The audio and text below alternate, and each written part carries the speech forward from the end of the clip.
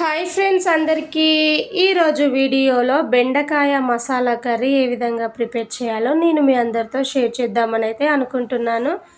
ఒక్కసారి నేను చెప్పినట్టు ఇట్లా బెండకాయలతోని మసాలా కర్రీ అయితే ప్రిపేర్ చేయండి. టేస్ట్ అయితే చాలా అంటే చాలా బాగుంటుంది. నేను చెప్పినట్టు ప్రిపేర్ చేశారనుకోండి, ఫస్ట్ టైం చేసేవాళ్ళు కూడా చాలా ఈజీగా టేస్టీగా ప్రిపేర్ చేయగలుగుతారు. ఇలా చేసిన ఈ బెండకాయ మసాలా కర్రీ రైస్లోకైనా కానీ చపాతీలోకైనా కానీ చాలా బాగుంటుంది. ఫస్ట్ అయితే మనం ప్రాసెస్లోకి అయితే వెళ్ళిపోదాము. ఇక్కడ బెండకాయ మసాలా కర్రీ ప్రిపేర్ చేయడానికైతే 1/2 కిలో వరకు అయితే బెండకాయలు తీసుకున్నాను. ముందుగానే బెండకాయలని నీట్గా వాష్ చేసేసి ఇట్లా కొంచెం పీసెస్ లాగా కట్ చేసి అయితే తీసుకున్నాను. పీసెస్ అనేవి మరీ చిన్నగా కాకుండా కొంచెం ఇట్లా పెద్ద ముక్కల్లాగా కట్ చేసి పక్కన పెట్టుకోవాలి. టమాటోస్ అయితే 4 తీసుకున్నాను అన్నమాట. వాటిని ఎట్లాగో మిక్సీ పడతాం కాబట్టి కొంచెం పెద్ద ముక్కలాగా కట్ చేసి తీసుకున్నాను. అలాగే ఆనియన్స్, ఇందులోనే కొంచెం ఎండు కొబ్బరి వేస్తున్నాను. సో ఇందులోకి 4-5 పచ్చిమిరపకాయలు ఇట్లా చిన్న ముక్కలాగా కట్ చేసుకొని అయితే వీటిని రెడీగా పక్కన పెట్టేయండి. స్టవ్ ఆన్ చేసుకొని గిన్నెను పెట్టుకొని అయితే ముందుగా 1 టేబుల్ స్పూన్ వరకు ఆయిల్ వేసుకొని బెండకాయ ముక్కలను అయితే వేసేసుకోవాలి. సో బెండకాయ ముక్కలు అయితే కాసేపు ఆయిల్లో బాగా ఫ్రై చేసుకోవాలి. ఇలా ఫ్రై చేసి మనం కర్రీ చేయడం వలన మనకి కర్రీ తొందరగా అయిపోతుంది, ప్లస్ టేస్ట్ కూడా చాలా బాగుంటుంది. ఇవి ఫ్రై అయ్యేంతలోపు మనమైతే టమాటోస్ మిక్సీకి వేసుకుందాం. సో మిక్సీ గిన్నెలోకి అయితే మనం ముందుగా కట్ చేసి పెట్టుకున్న టమాటో ముక్కలను అయితే వేస్తున్నాను. ఇందులోనే కొంచెం అంతా ఎండు కొబ్బరి వేస్తున్నాను. ఈ ఎండు కొబ్బరి ప్లేస్లో మీరు జీడిపప్పు అయినా యూస్ చేసుకోవచ్చు. సో మంచిగా మూత పెట్టుకొని అయితే మెత్తని పేస్ట్ లాగానైతే ప్రిపేర్ చేసుకోవాలి. ఈ పేస్ట్తోనే మనకి కర్రీ టేస్ట్ అనేది చాలా బాగుంటుంది. సో ఈ మిక్సీ పట్టేంతలోపు మనకి బెండకాయలు కూడా ఇక్కడ చక్కగా వేగిపోయాయి. ఇలా వేగితే సరిపోతుందన్నమాట. ఇలా వేగిన ఈ బెండకాయలను అయితే ఒక ప్లేట్లోకి అయితే తీసుకుంటున్నాను. సో బెండకాయ ముక్కలు అయితే ఇలాగే పెద్దగా కట్ చేసి చేయాలని లేదు, కావాలంటే చిన్నగానైనా కట్ చేసుకోవచ్చు. సో ఈ గిన్నెలోకే ఇంకొక 3 టేబుల్ స్పూన్స్ వరకు ఆయిల్ని అయితే వేసుకోవాలి. ఆయిల్ వేడైన తర్వాతకి ఇందులో 1/2 టీ స్పూన్ వరకు జీలకర్ర, అలాగే 1/2 టీ స్పూన్ వరకు ఆవాలను కూడా వేస్తున్నాను. ఆవాలు జీలకర్ర కాస్త వేగిన తర్వాతకి ముందుగా కట్ చేసి పెట్టుకున్న ఆనియన్స్, పచ్చిమిర్చిని కూడా వేసుకొని కొద్దిసేపు ఈ ఆనియన్స్ని అయితే ఫ్రై చేసుకోవాలి. లైట్గా మనకి మగ్గి కలర్ చేంజ్ అవుతాయి కదా, సో అంతసేపు అయితే ఫ్రై చేసుకున్నామంటే సరిపోతుంది.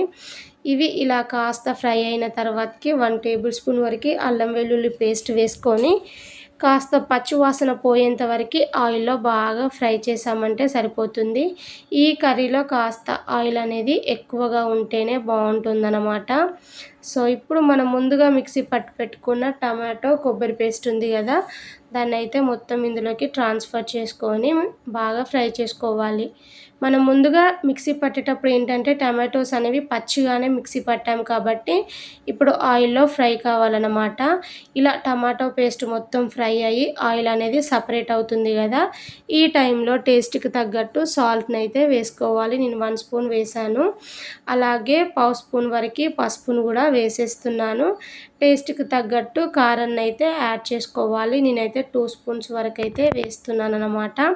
అలాగే 1/2 టీ స్పూన్ వరకు ధనియా పౌడర్, అలాగే 1/2 టీ స్పూన్ వరకు గరం మసాలా పౌడర్ని వేసుకొని అయితే ఈ స్పైసెస్ని టమాటో పేస్ట్లో కాసేపు అయినా కానీ ఫ్రై చేసుకోవాలి. ఒక 2 మినిట్స్ అలా టైం పడుతుంది. ఫ్లేమ్ అనేది సిమ్లోనే పెట్టుకొని ఈ స్పైసెస్ ఇలా కాస్త ఫ్రై అయిన తర్వాతకి మనం ముందుగా వేయించి పెట్టుకున్న బెండకాయ ముక్కలు ఉన్నాయి కదా, వీటిని అయితే ఇందులోకి అయితే యాడ్ చేస్తున్నాను. ఇప్పుడు బెండకాయలు వేసిన తర్వాతకి కూడా బెండకాయకి పట్టేలాగా మంచిగా మిక్స్ చేయండి. ఇలా మిక్స్ చేయడం వలన మనకి బెండకాయకి ఉప్పు, కారం, మసాలా పట్టి టేస్ట్ బాగుంటుంది. ఒకసారి ప్రాపర్గా కలిపేసేసి మూతను పెట్టుకొని 3 నిమిషాల పాటు అయినా కానీ మంచిగా ఉడకనివ్వండి. 3 మినిట్స్ తర్వాతకి చూపిస్తున్నాను. సో చూసిల్లా ఆయిల్ అయితే సపరేట్ అవుతూ ఉంది కదా, మనకి ఈ టైంలోనే బెండకాయలు అనేవి కూడా కాస్త ఉడికినట్టు అవుతాయి. ఒకసారి అయితే గరిటెతోని అడిగేలా బాగా కలిపేసేసి ఇప్పుడు ఇందులోకి గ్రేవీకి తగ్గట్టు వాటర్ని అయితే వేసుకోవాలి. నేను ఇక్కడ చూపిస్తున్న ఈ గ్లాస్తోనైతే 1 గ్లాస్ వరకు అయితే వాటర్ వేసాను అనమాట. ఇలా వాటర్ వేసామనుకోండి మనకి గ్రేవీ అనేది కరెక్ట్గా సరిపోతుందన్నమాట.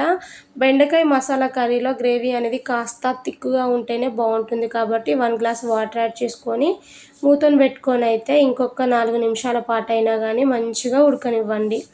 4 నిమిషాల తర్వాతకి మూత తీసి చూపిస్తున్నాను. మనకి ఎడ్జెస్కి అయితే చూడండి ఆయిల్ ఎట్లా సపరేట్ అయిందో, ఇట్లా ఆయిల్ సపరేట్ అవుతుందంటే రెసిపీ అయితే కుక్ అయిపోయినట్టే. సో చూసిలా బెండకాయలు కూడా మనకి కరెక్ట్గా ఉడికిపోయి ఉంటాయి, ప్లస్ గ్రేవీ కూడా థిక్గా అవుతుంది. ఈ కర్రీ చల్లారే కొద్దీ ఇంకాస్త చిక్కబడుతుంది అనమాట గ్రేవీ. లాస్ట్లో కొంచెం అంతా కొత్తిమీర ఆకును వేసుకొని ఇంకొక నిమిషం పాటు ఉడికించామనుకోండి, ఫైనల్లీ అయితే బెండకాయ మసాలా కర్రీ అయితే కంప్లీట్ అయిపోయింది. అసలు చూస్తేనే నోరూరిపోతుంది కదా, అసలు ఎంత బాగుందో టేస్ట్. మీరు కూడా ట్రై చేయండి.